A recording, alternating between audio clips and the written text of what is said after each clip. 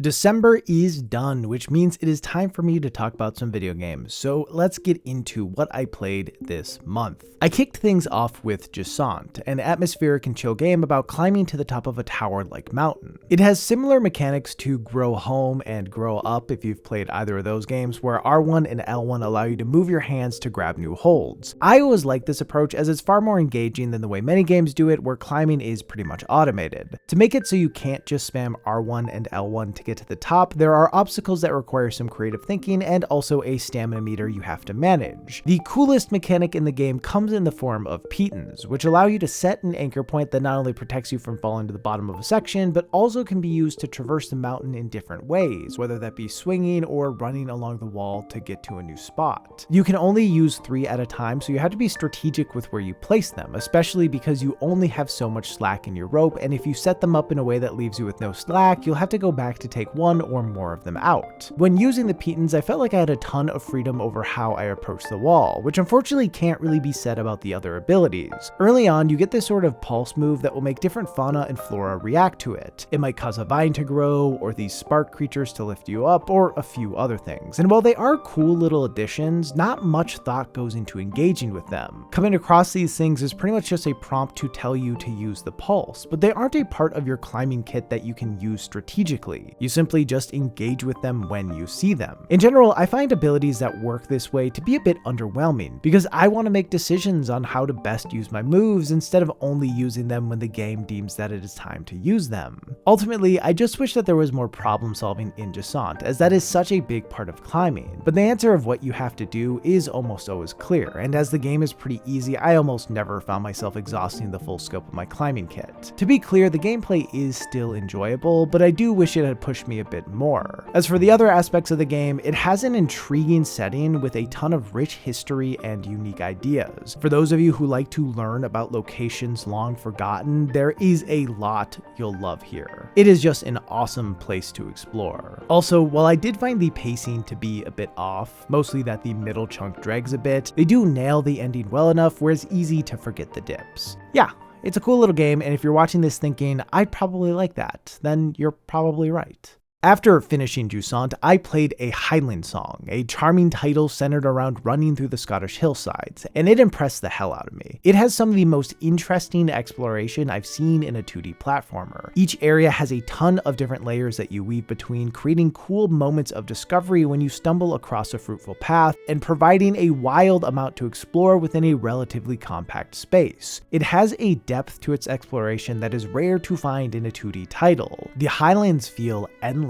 and after I finished, it felt like I had barely seen any of it. And I think this is how the devs want you to feel. Honestly, it seems designed with multiple playthroughs in mind. While there is no fail state in the game, the goal is to make your way from the countryside to the coast in a certain amount of time, and you get different endings based on when you reach your destination. The amount of time you have to get there is pretty tight, meaning on a first playthrough, you're not going to explore every nook and cranny, and I think this helps build that sense of these hills going on forever. And along with that, it also creates an air of mystery about what may be hidden in the places you didn't have time to look. It's an effective use of a time limit that makes the world feel fuller and asks the player to constantly make decisions about what path to take, where to rest, and when to take risks. You very much can just ignore the time limit on your first playthrough and still have a fulfilling experience, as it's designed in a way that feels complete whether you hit it or not. And what's cool is that on a second playthrough, all the information you gained on the first carries over, making it much easier to reach the coast in time.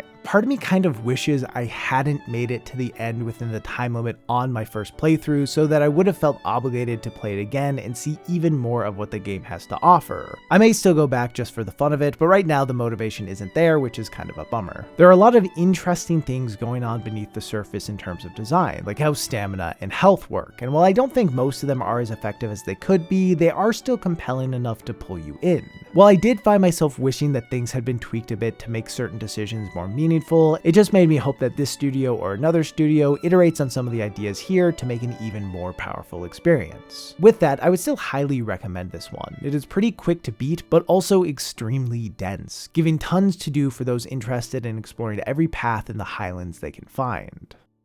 Once that was done, I ended off with OneShot, which was suggested to me by my patrons, and while I didn't really love playing it, I did find it very interesting, especially after looking into its development. The core of the game is that you, like actually you, are helping the main character Nico save a mysterious world by bringing light back to it. The game constantly breaks the fourth wall, with Nico addressing you directly, asking about your life, and advice on what to do next. Additionally, it extends beyond the confines of the game window. Pretty much from the onset, you get desktop messages that act as a sort of warning and are tasked with looking through the game's files to do all sorts of creative meta things that lead to fun discoveries and a few neat puzzles. As for the moment-to-moment gameplay, it's pretty much like a point-and-click adventure game where you're gathering items, combining some together, and finding the proper place to use them. Unfortunately, none of these puzzles are all that thought-provoking or satisfying to figure out, so sometimes it just feels like running from one spot to the next without a lot of payoff. I think it's fine for a game to do this, but then it really has to have a solid story and cast of characters to pull you in. And while I didn't find the writing here to be bad, I also didn't connect to anything all that much. The game kind of relies on you feeling a strong connection to both Nico and the wider world, but by the end, I didn't feel like enough had been done for me to really care about any of it. With that said, I do know plenty of people who did feel a strong connection to Nico and the other characters, so if you haven't played it before, your mileage may vary depending on the sort of stuff that resonates with you. Regardless, for me, it didn't land hard enough to be something I'll think back on a ton moving forward. Now, even though I didn't love the game, I do have a lot of respect for it due to its place in this sort of meta video game genre. While it isn't the first title to be based around breaking the fourth wall in interesting ways, it definitely is one of the earlier popular examples, with its original release predating Pony Island, Doki Doki Literature Club, and most notably, Undertale. I don't want to make it sound like OneShot hasn't gotten the recognition it deserves, as it has sold well and received many glowing reviews, but in some ways it has been overshadowed by the success of Undertale, and this is something the developers have acknowledged in interviews as well as in the game itself. There's a character in the updated Steam version that came out in 2016 who is feverishly rewriting their already published book because a more popular author wrote a similar one, and they lament over the fact that despite writing theirs first, they will be seen as a copycat by many who don't know the full history.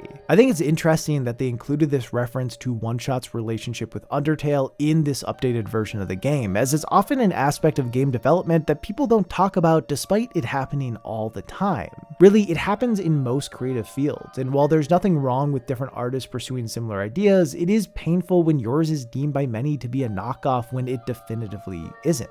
I just found it all to be intriguing, and I appreciate them being open about it. At the end of the day, I think OneShot is an indie classic and worth playing for the history alone, but I imagine a lot of you will also enjoy the game itself. Anyway, that's all I've got to talk about for now. I will see you next time unless I decide to stop doing this. Bye.